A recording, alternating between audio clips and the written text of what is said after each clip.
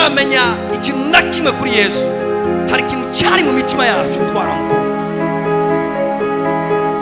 Kumukorera n'umuriro kandi atabintu byinshi cyane uramenya kuri Bibiri ivyita urukundo. Imana utiyumvira igihembo na kimwe, utiyumvira merci y'umuntu n'umwe. Ikibazo sinabantu, ikibazo ni wewe nyene. Hinduka wewe nyene, ubikemura indani. Urabiza tuyu umuzi nawe uranduye, igiti ntikizosubira kunana. Ubwira uza aho nyene wumvise Imana.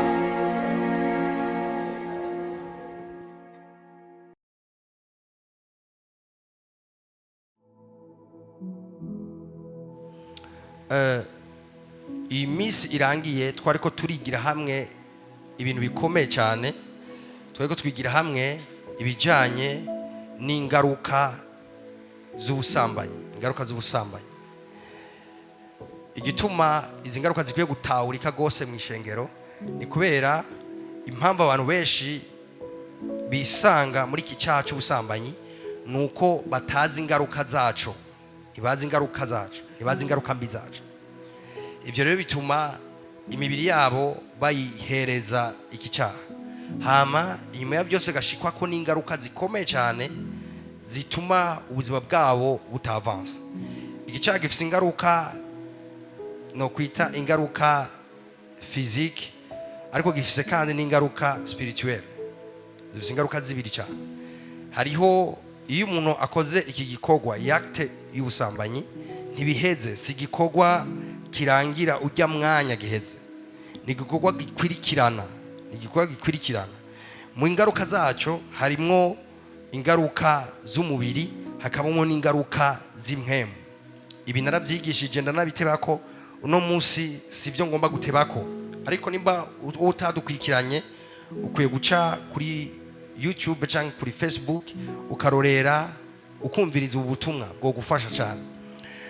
Kubera igituma nkuko nabivuze, benshi batirinda ubusambanyi ntibazi ingaruka zabo, ntibafise ingufu rero zo gushobora kwirinda ivyo bintu kubera batazi ingaruka mbi zavyo.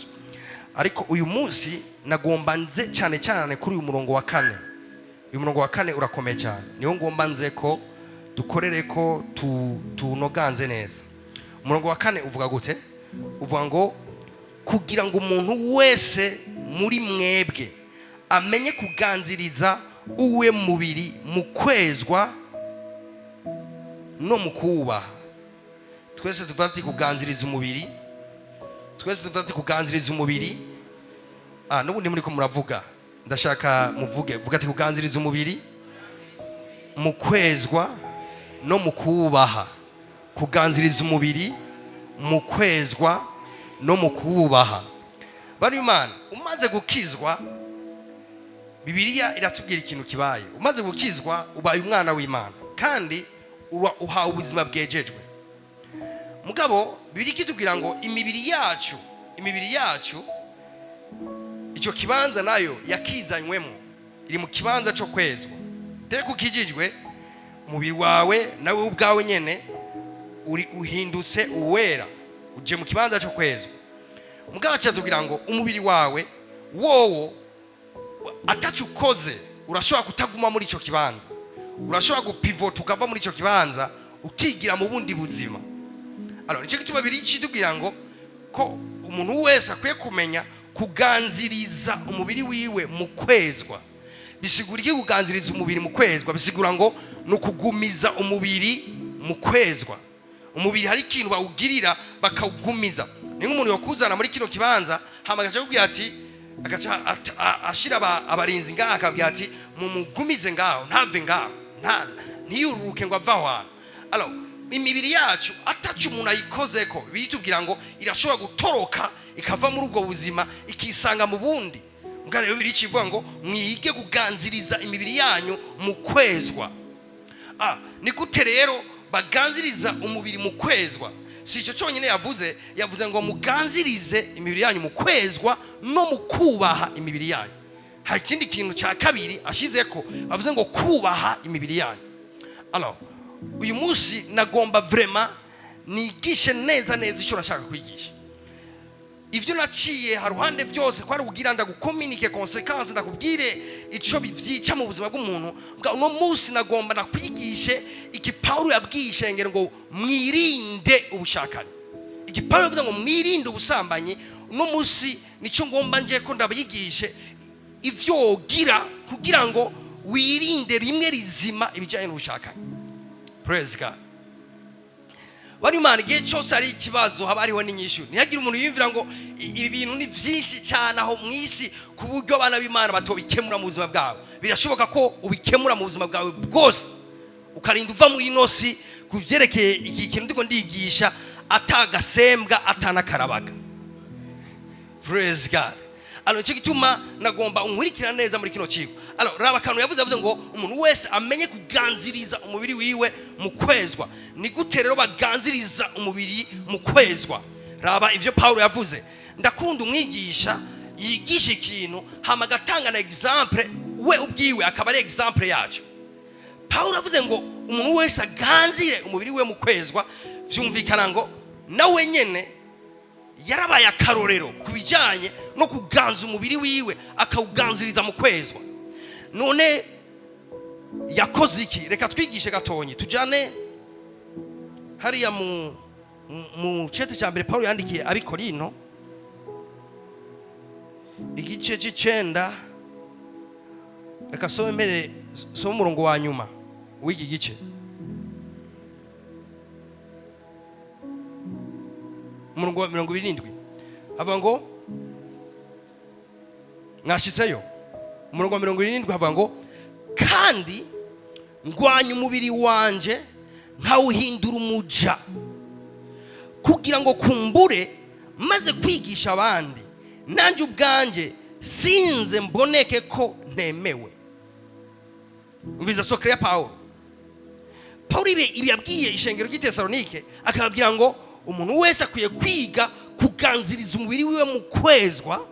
Ibi navyo nawe nivyo yagira.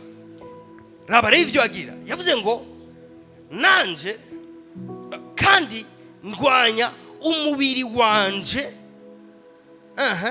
nkawuhindura umuja. Twese tuvuga tumuja. Yadekara ikintu gikomeye cyane avuga ngo umubiri wanje ndawugwanya hama nkawuhindura umuja. Alors nagomba mbanze ndakubwire iri banga. Umubiri utashobora kugira umuja, wewe ntuzoreka kugira umuja wawe.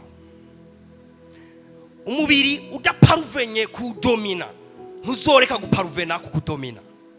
Umubiri utawucishije bugufi uzogucinyiza. Umubiri utawuhagaze hejuru uzoguhagarara hejuru. Umubiri utawutumbereje uzogutumbereza. Umubiri utawubwiye ivyemewe n'ibitemewe uzokwigisha ivyo ushaka ivyemewe n'ibitemewe. Alors umubiri Paulo atubwira ati ibanga ry'umubiri ni mudiskita. Umubiri ntiwawusengera, umubiri wawugwanya. Si kugwanya gusa ukawuhindura umuja. Alors igikorwa cy'ubusambanyi ni igikorwa kibera mu mibiri yacu. Alors akatubwira ati rero kugira ushobore guparuvena kukijya hejuru ukwiye kwiga rimwe rizima ikintu bita kugwanya umubiri. Nosema kugwanya umubiri kuhindura umuja wawe. Alors bisigura iki kugwanya umubiri? Umubiri ntiwugwanisha ingumu, umubiri ntiwugwanisha amasengesho. Umubiri ngire bawugwanya, umubiri bawima ivyikurasaba bitajanye n'ijambo ry'Imana. Umubiri reka ndababwiza ukuri bantu b'Imana, nta muntu numwe akijijwe ku buryo umubiri utazoreka kumusaba ibintu kanaka bitajanye n'ijambo ry'Imana. Nta muntu numwe ari ku rugezo agomba bari kuyaka umuriro asenge yaka umuriro. Nta muntu numwe ageze ku rugezo aho umubiri wiwe utagira demande ku bintu kanaka. Mbere kuri ivyo by'ubusambanyi reka mbere ndabafashe gose. Birivuga ngo ivyo akameremere kama. Mbere usonye mu zindi biriho bavuga ngo ivy'umubiri ugaragaza. Alors ngo ni iki ikintu cyambere batangura ngo nubushakanyi. Mane majambo nubusambanyi. Usonye mu Galatiya 5. Ivy'umubiri wama ni iki icyambere nubusambanyi. Alors vyumvikana ngo ubusambanyi ni ikintu kiri muri kamere, besoin sexuel, ni ikintu kiri muri kamere y'umubiri w'umuntu. Alors kimaze kuba kiri muri kamere y'umubiri w'umuntu vyumvikana ngo uwo ari we wese comusaba icyo kintu, umubiri wo musaba icyo kintu. Umubiri umaze gusaba icyo kintu, Pawulo ngira ibanga giwe avuga ngo umubiri wanje ndawugwanya hama nkawuhindura umuja. Nimba umubiri wawe, reka ndabafashe abantu Imana, nimwigira abantu bamwijura, reka ndabafashe, reka ndabegere ndabaganirize neza. Nubona umubiri ugusabye ikintu kanaka, reka ndabivuge ndabitomoye je sinjya ntinya. Umubiri ugusabye sex, umubiri ukagusaba sex, ntibisigura ko waguye. Ndabahevye, ntibisigura ko waguye. Umubiri ni kumeze nyene, birivuga ngo ni kimwe mu vyamwa vyawo. Mugabo rero nari kimwe mu vyamwa vyawo, umubiri nturekuriwe guhabwa ibintu byose usabwe, siritu igihe usabye ibintu mu mwanya utaragera. Praise God. Umubiri ushobora kugusaba icyari cyo cyose mbere n'iki cy'ubusambanyi kirimo. Nga Pawulo avuze ati igihe cyose umubiri gusabye ikintu kinyuranye n'ubugombe bw'Imana, icyo ukora urawugwanya. Mu kugwanya urakubwira ati mpiki, ukavuga ati ntacyo ndaguha, ugasuka ukavuga ati mpiki ntacyo ndaguha, ugasuka ukavuga ati mpiki ntacyo ndaguha. Umubiri ugwanyije uramenya kuri kurawugwanya, kandi umubiri uworohereje urabimenya kuri kuraworohereza. Ugwanije Bibiliya ivuga ngo ukutera ugwanya rimwe ukawutera ugwanya irindi ugasubika ugwanya irindi, ni kuhindura umuja. Kuhindura umuja bisigura kudomina kuja hejuru yawo. Haleluya. Biratangwa kuzana ubushobozi nga ukubandanya ucinyiza iryojwi niko iryojwi ritera rigabanura ubushobozi ku buzima bwawe. Ijwi risaba ubusambanyi bishobora kuba ari nini kuri umwe, rikagira n'ubushobozi kuri umwe, ridafite ubushobozi ku wundi. Kubera iki? Urugeza amaze guhindura ko umubiri wiwe umuja. Hari umuntu ariko aranyumvaga shengero ry'Imana, vuga ati ngwanya umubiri wanje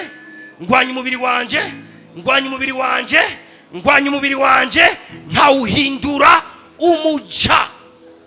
Imana tugeze ahantu rero abantu ivyerekeye umubiri umusavye amazi acawuha amazi, umubiri umusavye kuryama acaryama, umubiri umusavye sex acawuha sex.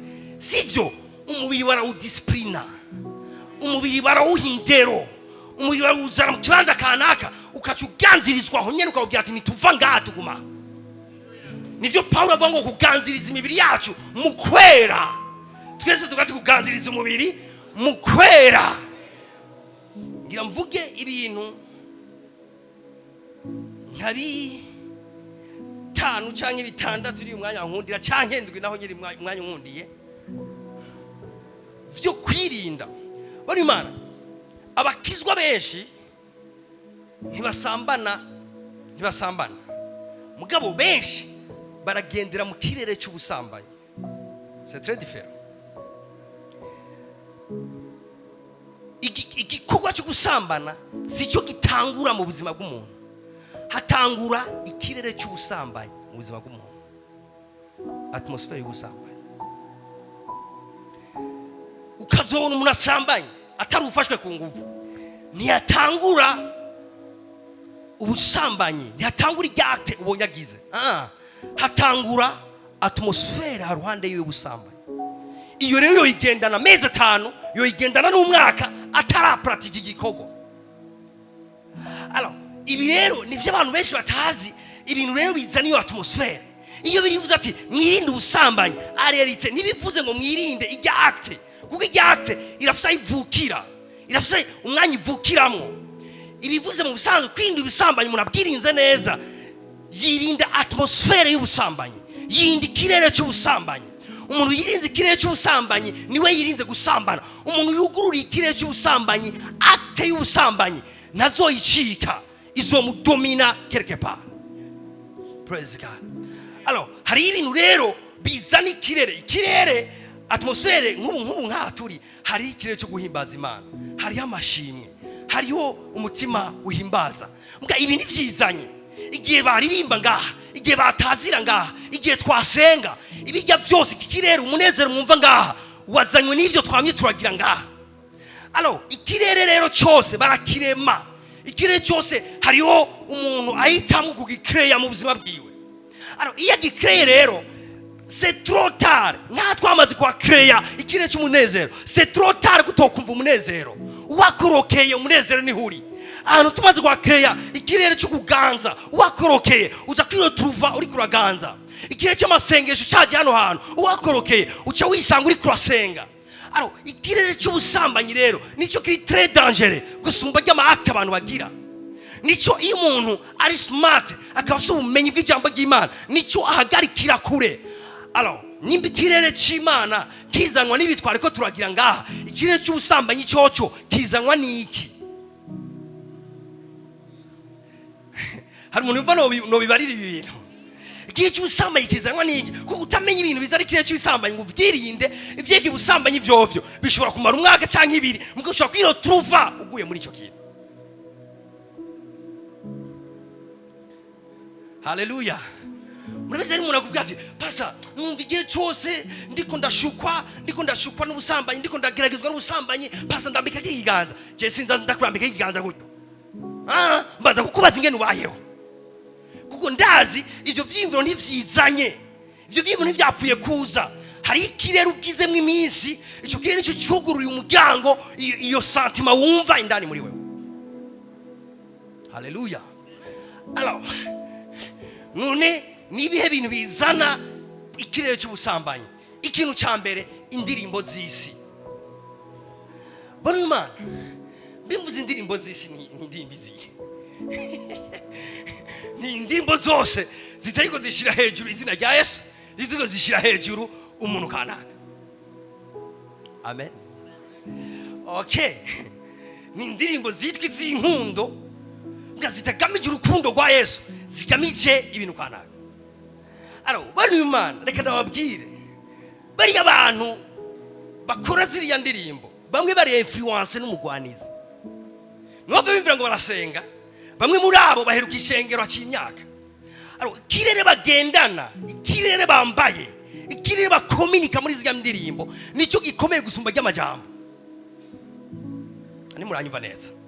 Buri Imana vi umuntu mwibuke umuntu arongoza abantu ubuzima. Muyandi majambo ujya umuntu ari aravuga injya ndirimbo yifuza ko abantu bose bayiririmba.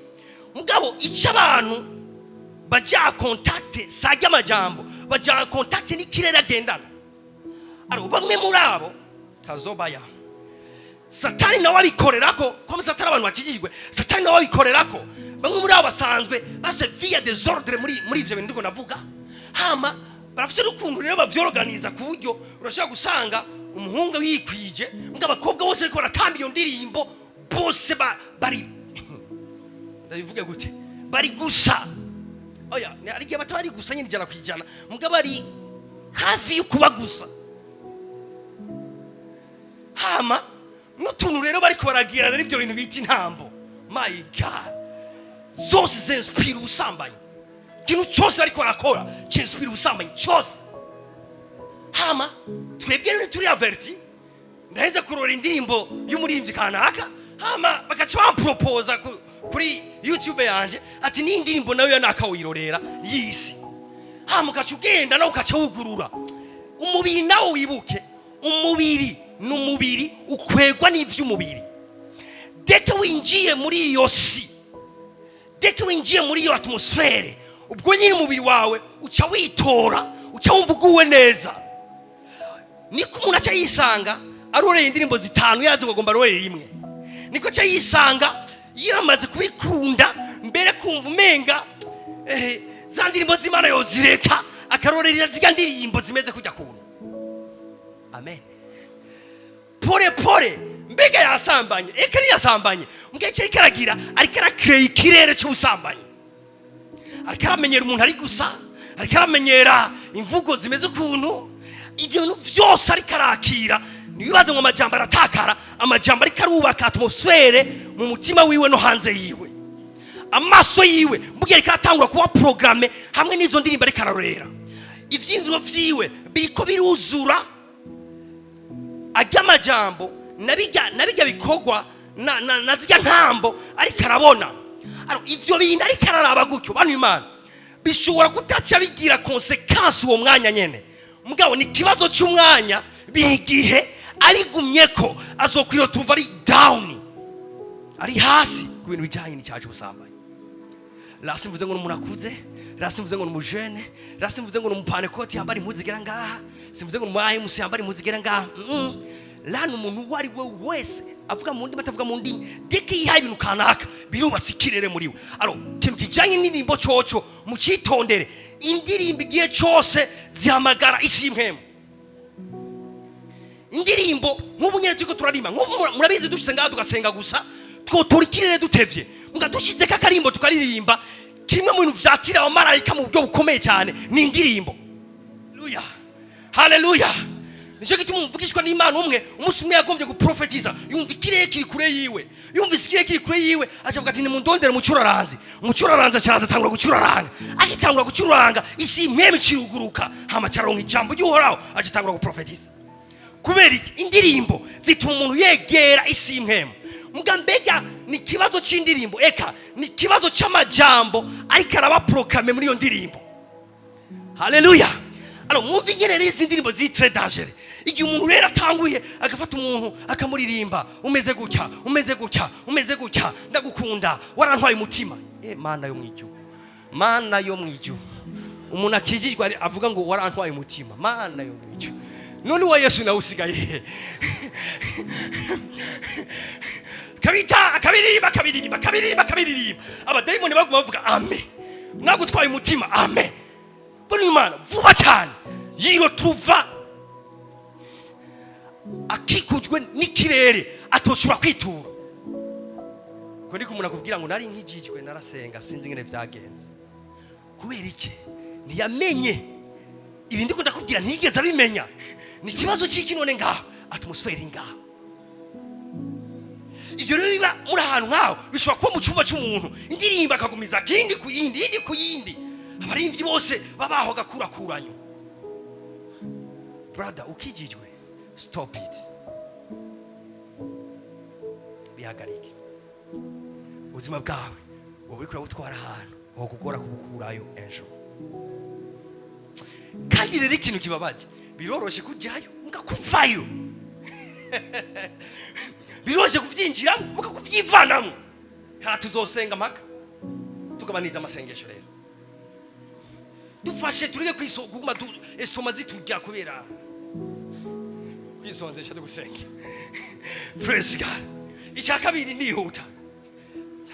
Alors bivuze ngo mwirinde ubusambanyi, mwese nimwumve gusa ijya acte nga wumve ibi bintu bizana atmosfere yabo. Icambere cyo kwirinda izi ndirimbo zise.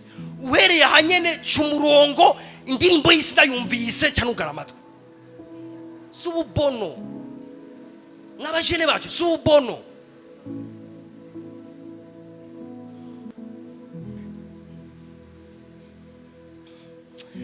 Barazi nawe ko impressiona. Imbere rero muri abakobwa batamba ntibatora bari bo bose. N'abakobwa bari selectionné. Bazi kwivunagura neza. Bafise agasura kakorewe ko neza. Kugira bazi gituma. Mana, burya umwasi byose abiri inyuma. Ni gute no kwatira abantu? Ni gute no abajene bose no bahereza mu busambanyi? Burya ni imbuto itewe izokwama ejo. Iki ni ikintu cyambere cyo kwirinda. Icya kabiri, filme pornographique. Eko muce muhora ntacyo reka ndababwire ifilime ireresi niko bazita ireresi z'ibiterasoni z'ubusambanyi. Bano Imana gushika no munsi baravuga ko iki iyo byabwenge gikomeye ariko kayini mugabo ubushakashatsi bweruka kuvuga ko iki bwenge gikomeye ari izi filime pornographique. Zifise ubushobozi ku bwonko bw'umuntu, zifise ubushobozi kuri cerveau y'umuntu gusumvya kokayini bishobora kugira muri cerveau y'umuntu. Alors Mana yo mwijuru, Satani rero bavuga ko ubunye nk'uku kwezi bashobora gusohora amafilime pornographique ashika 300. Ubu n'ubushakashatsi nariko ndagira ashika 300. Alors ndababaze uraza amafaranga inyuma yavyo ni menshi cyane.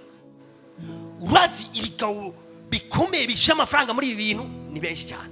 Mugabo wibaza ko bashaka iki?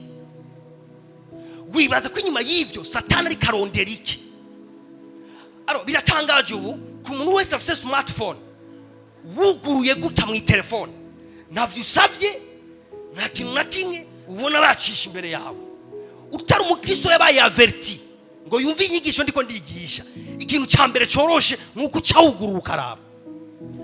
Wugurura ukaraba, wewe uraraba iminota 30 canke isaha ukazimya, wewe wibaza ngo utashuri wa wundi. No, utashe nk'umuntu ahejeje kunywa kokayine.